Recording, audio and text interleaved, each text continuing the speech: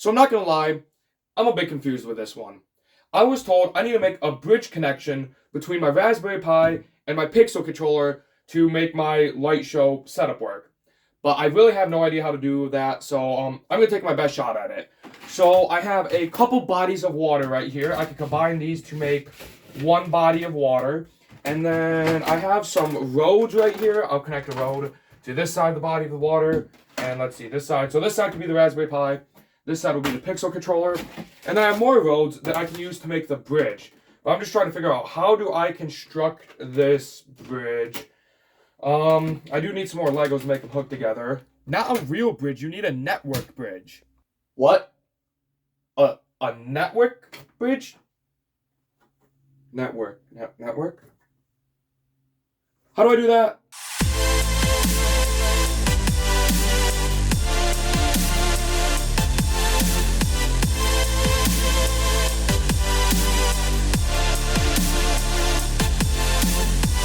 Hey everyone, thanks for watching How To Pixel, and in today's video, like you saw in the intro, we're going to talk about one of the methods you can use to get all of your light show devices to communicate with each other, and that is with the bridge method. Now before we start anything in this video, for everyone that watches the videos frequently and watches like all of them, you might be wondering, why do I have a hat on in this video?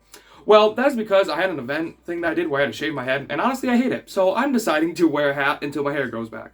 Maybe I should keep it like that. Oh no, okay, we're just gonna keep, okay. But yes, today in this video, we are talking about the bridge method for connecting all of your light show devices to communicate to make all of your pixels run. Now when I say bridge, I don't mean like the type of bridge that cars, people, and trains go across. I mean a network bridge. For those of you that are new to the channel, for the past 4 videos, we've been talking about different topics that have to do with networking, specifically light show networking to make a light display work. In the last episode in this series, we talked about a whole bunch of different methods you can use to make your light show devices communicate. And I also talked about the pros and cons involved with each method so you can decide which one works best for you. And now in the upcoming videos, I'm going to take one of those methods and break them down even farther and explain how you fully set them up in individual videos. So this video is specifically about the bridge method.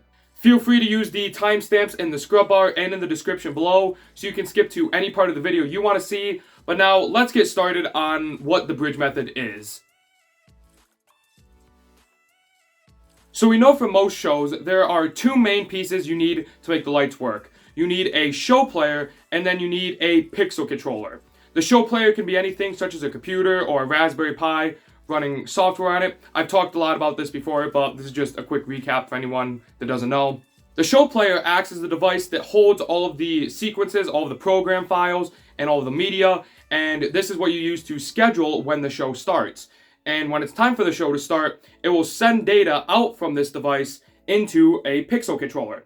The pixel controller converts that data and sends it to pixels. The networking part comes in between these 2 devices, and it's how we decide the data gets from here to here. And sometimes you might have multiple show players or multiple pixel controllers, so it can get slightly more complicated trying to make all that data go everywhere.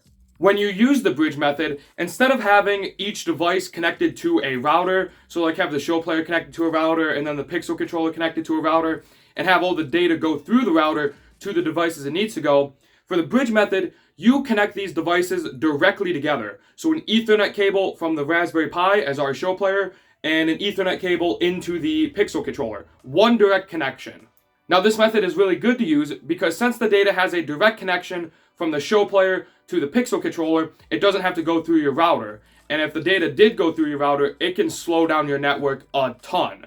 So this method is really useful, and we still have access to the Raspberry Pi and pixel controller's web interfaces, and I'll show how you can set that up so you can access it with this method. Now this method is normally only used with Raspberry Pis as the show player, and that's what I'm going to be showing in this video.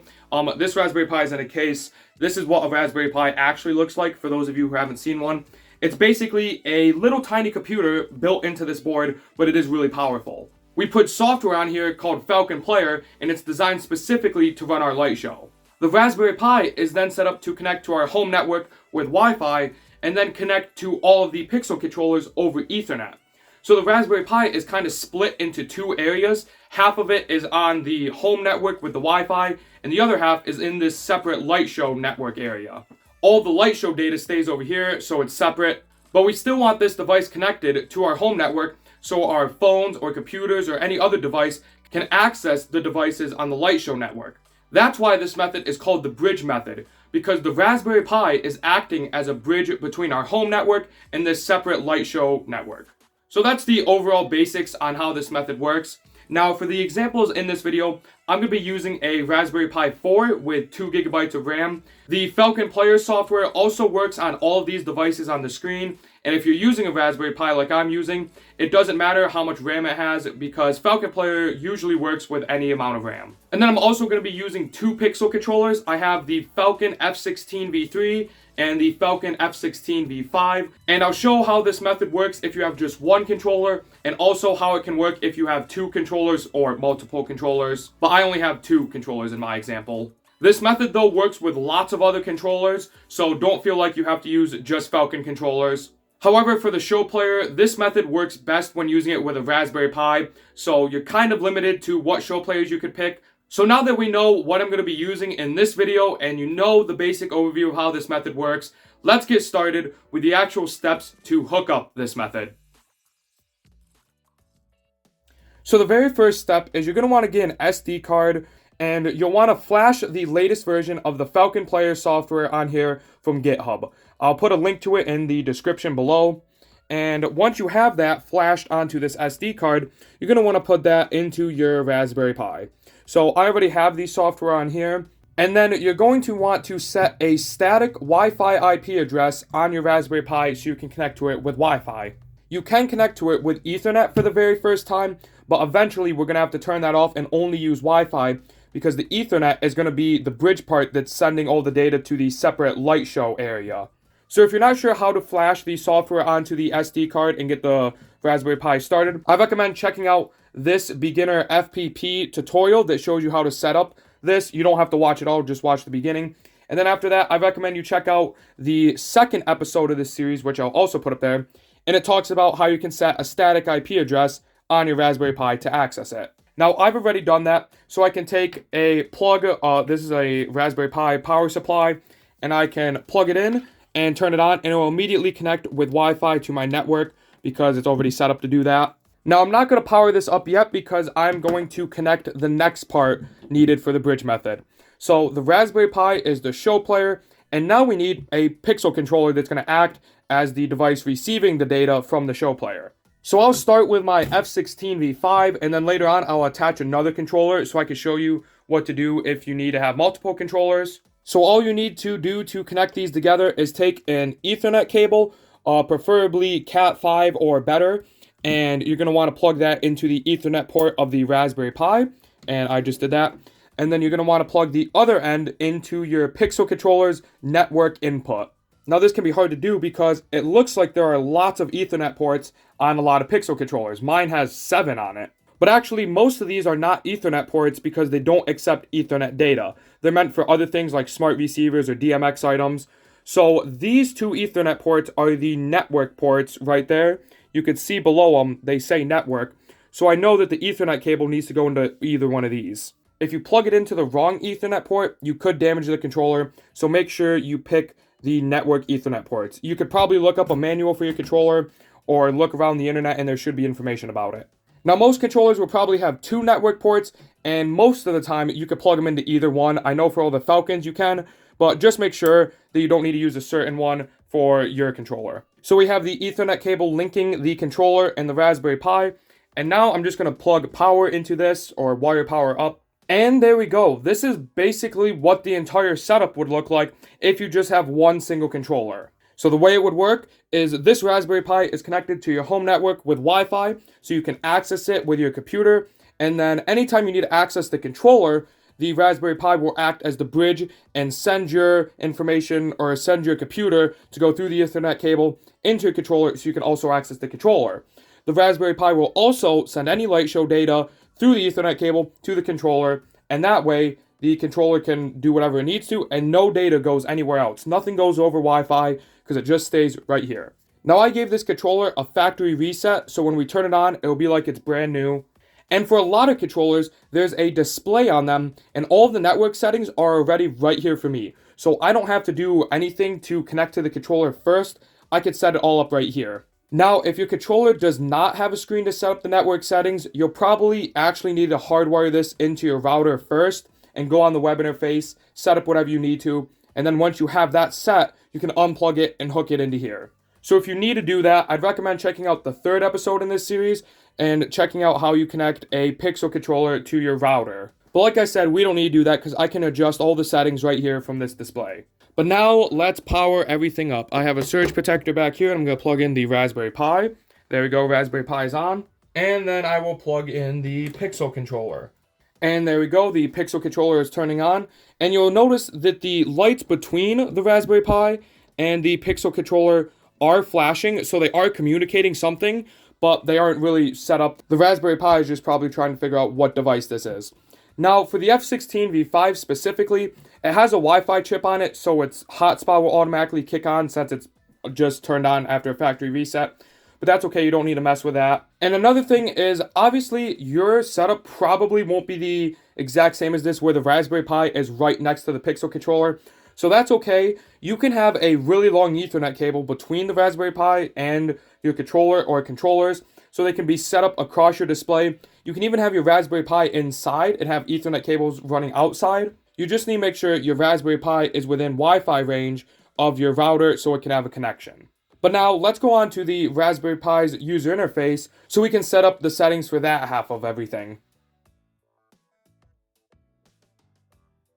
If you've seen other videos in this series, you should already know how this step works where we connect to the devices. The way we connect to them is by typing in the IP address of them into a web browser. But this web browser has to be on a device that's on the same network as the device you're trying to connect to. So in one of the episodes, I can't remember which one it was, but we set up the Raspberry Pi so we can access it with a static IP address. A static IP address means it's set up so it won't change, so we always know the IP address of it. And we set the IP address of it to be 192.168.1.250. This is the IP address right here of the Raspberry Pi. And since I already set that up and it's static, it will be the same. So if I push enter, it will instantly open FPP. This is the software running on the Raspberry Pi. So right now we are connected to the Raspberry Pi. You'll see up here, it's only connected with Wi-Fi. There is no Ethernet connection because the Ethernet doesn't really connect to anything that would give us a signal. But now that we are connected, let's take a look at the settings we have to change to connect to the Pixel controller. The goal right now is to establish a connection between this Raspberry Pi and the Pixel controller so we can access it through the bridge or through the Raspberry Pi since the Raspberry Pi is the bridge. So the very first step we need to do is we actually need to go to the FPP settings, and that is under the status control menu. And then we need to go to the UI setting. And under here, there should be a setting called user interface level. And we have to set this to advanced or higher. What this does is it shows extra settings that wouldn't be available on the basic level interface. That's because FPP tries to hide certain settings so they don't confuse people. But put it to advanced, and then you'll notice some settings show up and has this little graduation hat next to it. And that means that is an advanced level setting. One of the settings we need to change is an advanced setting, so that's why we have to enable that. So once you switch this to advanced or something higher, we can now go on to the network tab, and that is also under the status control tab. So in episode 2, I kind of gave a little bit of a tour of this page, so you should know a little bit about it. But the main settings we want to change are down here in the interface settings. So here we have two options, and it's the two interface names. We have the WLAN 0 and the ETH 0. The WLAN 0 is the Wi-Fi, and the ETH 0 is the Ethernet. So if we need to set up anything for Ethernet, we should have ETH 0 clicked. If we need to change anything for Wi-Fi, we should have WLAN 0 clicked. Now your Wi-Fi should already be set up, and if you followed the tutorial in episode 2, you'll understand how all of this is set up. So we don't need to change anything on the Wi-Fi side, but we do need to change stuff on the Ethernet side. First thing we want to do is set the interface mode to static. Static means that the IP address will never change. Like I said, it will always be what we set it to. DHCP means it's automatic and it lets the router do it for us, and the router could change it. And since the Ethernet isn't even plugged into a router right now, it wouldn't get an IP address because it's only plugged into the controller. Next thing we need to do is set a IP address for the Raspberry Pi. Now, setting this IP address can be a little tricky trying to figure out what it should be, but here is a little lesson about what you should do to pick the IP address. This Raspberry Pi is sort of going to act like a router for all of our controllers. It's going to take all the data, send it where it needs to go, and if anything needs to go to the main network, it'll also send it that way. And since it's sort of like a separate light show network, this IP address for it needs to be on a separate subnet. If you remember back in the first episode, we talked all about this and what the different numbers or octets in an IP address mean. And if you remember correctly, for almost every home network setup, the third octet or the third group of numbers identifies sort of which group or subnet the devices are on. Then the last octet is the unique identifying number that is separate for each device. This is the host number. So if we have 5 devices, each of them would get a number that is separate from one another, and this is what identifies which one is which. So this device could get the host number 52, this one could get 103, this one could get 7, and so on. So within a network, the first 3 octets will be the same for every device, and then that 4th octet will be different to identify which one is which. So what I'm trying to say is, since the Ethernet half of the Raspberry Pi is sort of going to be acting as a separate network, we need to set the 3rd octet to a number for these devices that is different than the rest of our devices on our main home network. So here's an example of how this works for me. For most of you, your first 2 octets are always going to be the same across your home network and your light show network, no matter what. For most of you, your IP addresses will probably start with 192.168. Yours, however, may be something like 10.0 or 172.16, or it could be different than these, but no matter what, just keep the first 2 octets the same. Now, this 3rd octet is the octet that tells you which network area or group or subnet this device is in. My home network is already set up for the subnet to be 1. So that means for the light show network, we can use any other number as the subnet between 0 and 254, except for 1, because that is already the subnet number for the main home network. So my main home network could be 192.168.1, and then the light show network could use 192.168.2. So this group, or my main home network, has a subnet of 1, and this network, the light show network, has a subnet of 2. So you could pick the 3rd octet to be any number you want, as long as it's between 0 and 254, and the number isn't the same as your main network's subnet, or the 3rd octet. So that's what you do when you're deciding the 3rd octet for the IP address. So our light show network is going to be using 192.168, and then the subnet is going to be 2. Now we have to decide what the 4th octet is going to be for the Raspberry Pi. Well, since we created this new network area with a separate subnet number, we have all of the host numbers available again between 1 and 254. Because even if we were to repeat a host number that's on the home network, that's on a different subnet. It's within a different group, so it doesn't matter. So the 4th octet can be anything at all between 1 and 254, since none of these numbers are in use by any other devices on the light show network. So since the Pi is sort of acting as a router, I'm just going to set the 4th octet to 1, since most routers have the host number be 1 anyway. However, it doesn't matter what you set this number to, as long as you remember it and it's between 1 and 254. So there we go, that's that informational piece, and now I'm going to set the IP address to what we decided, which is 192.168, the subnet is 2, and then the host number is 1. So it's 192.168.2.1. Now for any other devices we set up on this light show network that is connected to the Pi, the IP address is going to start with 192.168.2. Now for the net mask. Finally, we can have an easy step because we need easy steps every now and then. This number isn't as complicated as the IP address. Literally, all you have to set it to is 255.255, not 225, 255.255.0. This is all the net mask has to be, 255.255.255.0. And then the gateway, make sure you leave the gateway blank. Do not put anything at all in the gateway, and I'll explain why in a second. But even when you click off of it, the Raspberry Pi sometimes tries to automatically fill it in. So for example, if I'm putting in the IP address right here and I click off, the Raspberry Pi will automatically try and put in a gateway.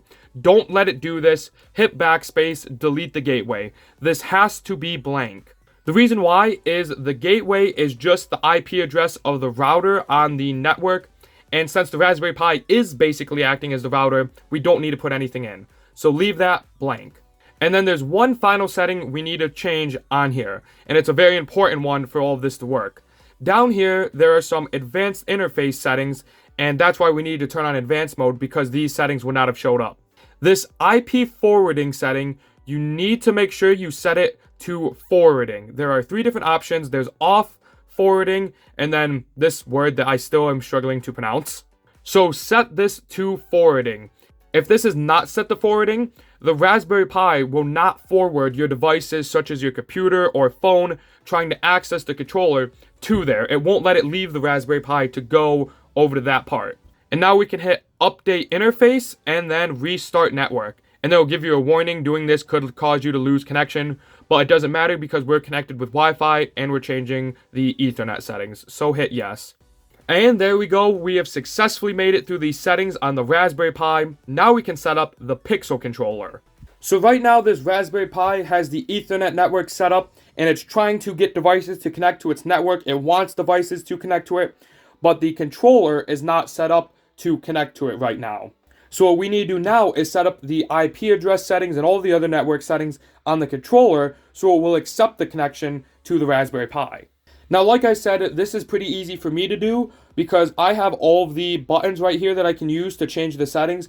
But if you don't, you can unplug this setup. It doesn't have to be plugged in right now. You can plug the Ethernet cable into your router, access your controller that way, and then change all of your settings. Now, you kind of only get one shot because once you change the settings, it's going to cause you to lose connection since it won't be the same settings to connect to your router. So if you connect it to the Raspberry Pi, connect it back and it's not working, you probably set up something wrong, so you'll have to reset the controller and start over. But let's take a zoom into the screen so I can show you what the settings look like. If my phone will focus, there we go. Off to the side, right in this area, I'll also put on the screen the settings on the web interface so you can see what the settings would look like if we're adjusting it on the web interface for this controller. But now for all of the Falcon models, the screen is about the same where the settings are. So you push any button to turn it on if the screen isn't already on. And you can push one of the arrows to open the menu. And then you have a bunch of different settings in the menu here. The setting we want to click is the one right at the top that says network. So I'm going to push the select button. And then it gives us all these settings to change. It has the type, the IP, the mask, the GW, which stands for gateway, and then the DNS. Now, I am sorry, my phone is struggling a little bit to focus, so I'll try to explain what I'm doing. But the first setting we need to change is the type, and it is set for DHCP again, and we do not want that. So we're going to push select, and then we're going to go down to option 2, which is static, and push select again. So now it is set for a static IP address. And for some reason, it automatically filled everything out when I switched it to static. I think it just kind of guessed what the IP address would be, but it's probably not sure. So the first thing we need to do is set up the IP address of this device. And now we talked about this. We had to set up the subnet, which is the third octet, to be a different one than the main network. We set that third octet to be 2 because our home network is on 1, and to make it easy, we wanted to put this one on 2. So that means this IP address, the first 3 octets need to be the same as the other device, our show player, on the Light Show network. So it's going to start with 192.168, and I'm going to push select to edit this. And we need to change the 1 to a 2. So I'm going to go over and set that to 2. And I'm just using the up and down arrows above each number to change it. And then for the 4th octet, this is the host number. We can set this to anything between 1 and 254 as long as another device isn't using it. So the only number we can't use is 1 because the Raspberry Pi's IP address ends in 1. It is 192.168.2.1. So to make this simple, I'm just going to count up, and instead of using 1 because we can't use that, I will now use 2. And I'm not going to put any big number in, I'll just put 2 to make it easy. Now, it's very important that you write down these IP addresses because there's a lot of them and you might start forgetting them, especially when you have multiple controllers. So write it down.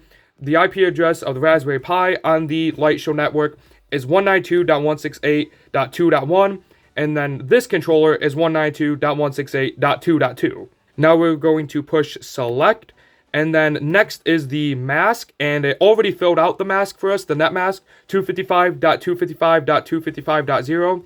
So just make sure that says that. And then next we have the gateway. This is a very important setting we need to set. If you remember the first episode, I said whenever a device is asking for the gateway, it's basically asking for the IP address of the router, so it knows where to send all the data to be routed. Well, the Raspberry Pi is the router in this case for the Light Show network area. So what we want to do is put in the IP address of the Raspberry Pi. So we set it to 192.168.2.1. So this is the exact IP address. You might get a little confused because the Raspberry Pi has two IP addresses. It has the 192.168.2.1, but then it also has the 192.168.1.250 that we use to connect to our router, our home router. What we want to use is the Ethernet IP address that is the one on the Light Show network area. Because that IP address, the one ending in 250, that is just what connects the Raspberry Pi to our home router. If we were to put that in as the gateway, that is not on the Light Show network side of things, so the controller would have no idea what this IP address is, and that's why we need to use the Ethernet IP address of the Raspberry Pi, because that's the one that's on this side of the network. So we have that set, we're going to hit enter, and then for the DNS, oh, nope, wrong button, okay, do not save yet. Okay, and then for the DNS settings, we can set this to 8.8.8.8, that usually works fine for the DNS number. If you want a little bit more information about what DNS is, I recommend checking out the first video, but I'm not going to go through explaining it right now. So I'm going to leave that at what it is, 8.8.8.8, and then I have to push the left or right arrow to save, so I'm going to do that, and then it's going to ask, would you like to save and reboot? And we are going to hit yes. So it is now rebooting, and when it turns back on, it should be connected to the Raspberry Pi. So now on the Ethernet side of the Raspberry Pi, it's set up to be its own network, and it's wanting people to connect to it, wanting devices to connect to it, and now we have set the Pixel controller up to connect to it. So now you might be thinking, yes, I'm done. Finally, the Pixel controller is connected to the Raspberry Pi, and the Raspberry Pi is accepting those connections. So I can go and access the controller, right? Wrong. The reason for this is because our routers, our home routers, are stupid. So we could very well right now get a Light Show up and running with just what we have, because the Raspberry Pi is connected to the Pixel controller. So if we change some settings on the output settings tab and upload some sequences, we can send them to the controller, and the controller would receive them and send them out to the pixels. Everything would work great. But the only problem is our phones and computers on our home network cannot access the Pixel controller right now.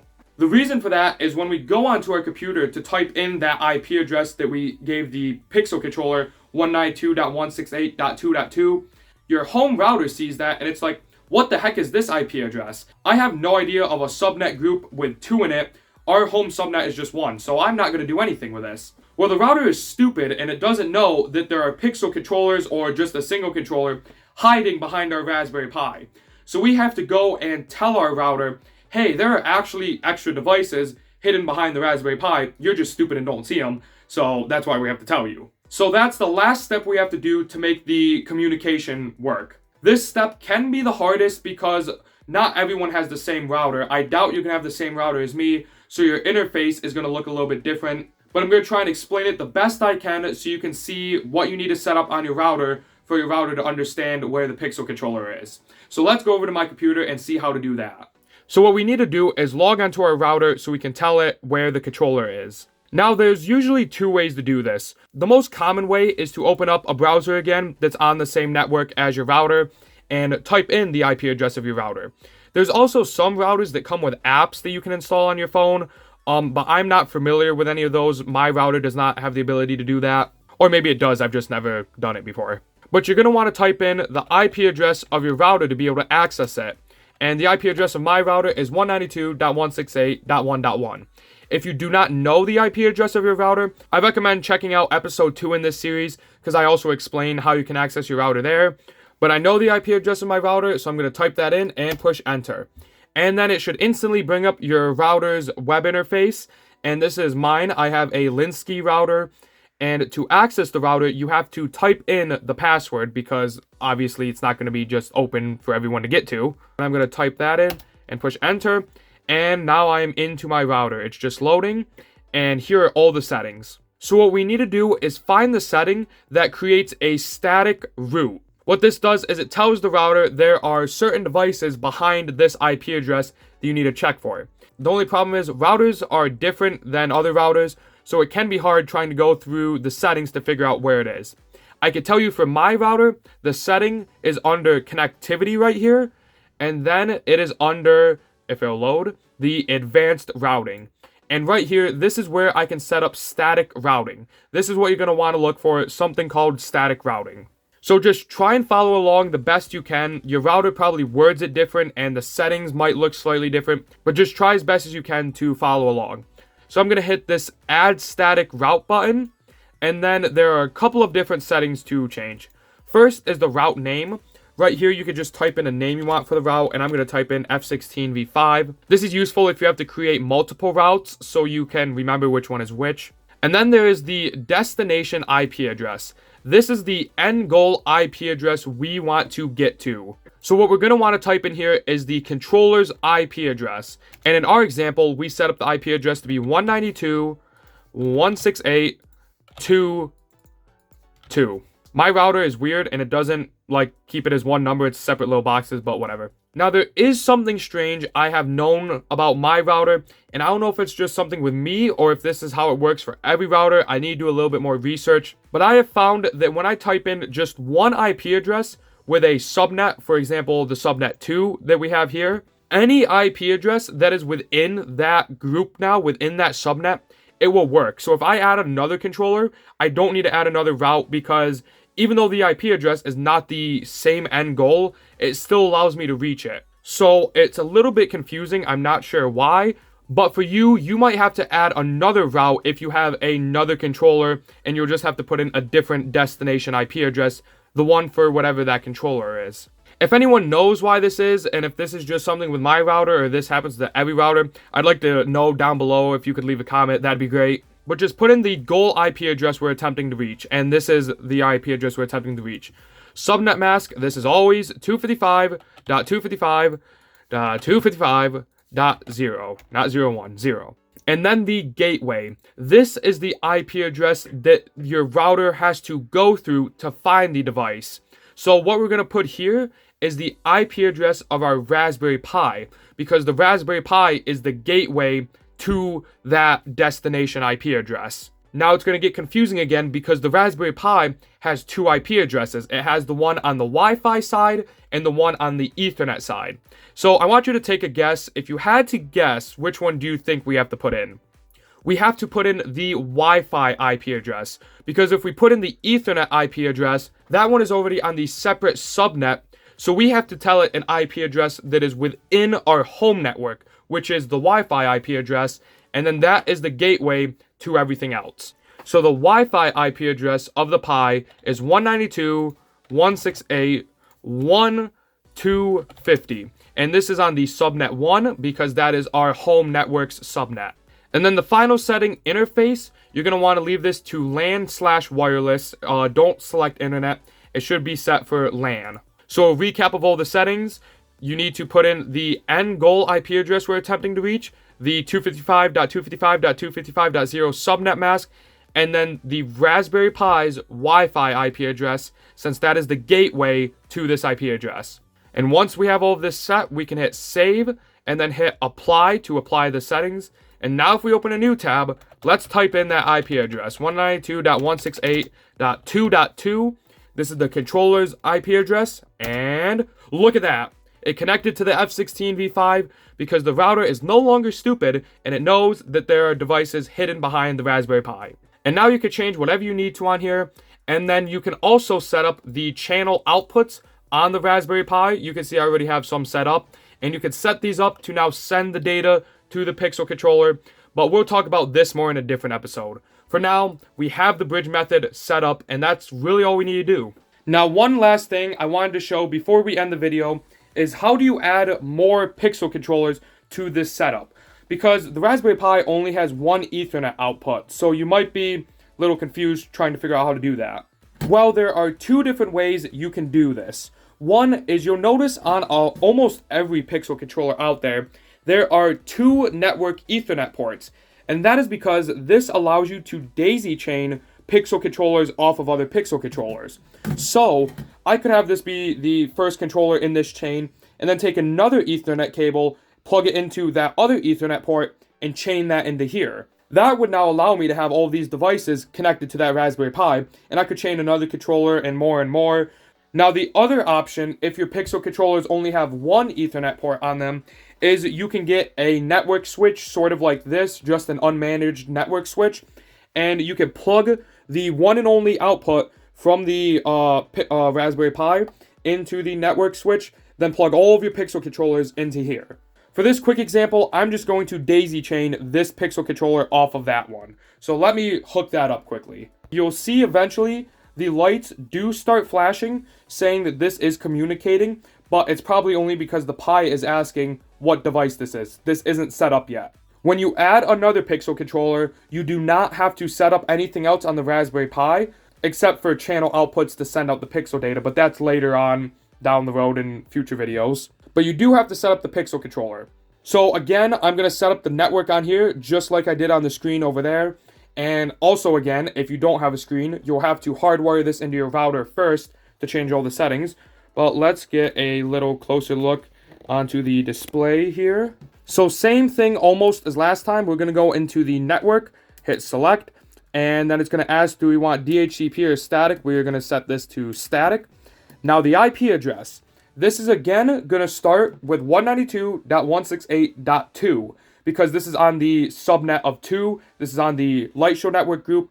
And then the host number, again, we can set this to anything between 1 and 255 or 1 and 254, but it cannot be the same number as any other devices. So right now the F16V5 has a host number of 2 and the Raspberry Pi has the host number of 1. So those aren't available. So I will just select 3 because that's the next one in line. So 192.168.2. Then I'm going to set that to 0 and then 3. You don't want this to be the same IP address as anything else, but you want it to be on the second subnet because that's what everything else is on. So we can hit select. Mask is set for 255.255.255.0. A weird thing on here is it has preset subnet masks for you. It won't let you automatically change it. Just leave it at 255.255.255.0. And then the gateway, this again needs to be set to the IP address of the Raspberry Pi. And since this device is on the Ethernet side of things, it needs to be that Ethernet IP address. And that is 192.168.2.1. And that's set. DNS, and we can just set that to 8.8.8.8. There we go. And now just check everything. We have the IP address, mask, gateway, the gateway set for the Raspberry Pi. The IP is on the same subnet but has a different host number. So we are good. Save settings. And now it's going to reboot the controller. And now this is all set up and you can see the lights are flashing. They're communicating again. And then the weird thing, like I talked about with my router and the static route, is I can already access this controller. I can go into my browser right now, type in the IP address, and even though I don't have a static route set for it, the other one still allows me to connect to this one. So it's a little strange. If yours doesn't, you might need to set up another static route just for this controller. But now if you have even more controllers, you can plug in another one again and daisy chain it. And just make sure you set the network settings on here and give it a different host number in the IP address and put in the gateway as the IP address of the Raspberry Pi. And that is going to conclude it for this video. And that is how you set up the bridge method to use as your method for running your light show network and your light display. I know, like always, there's always so much information packed into these videos.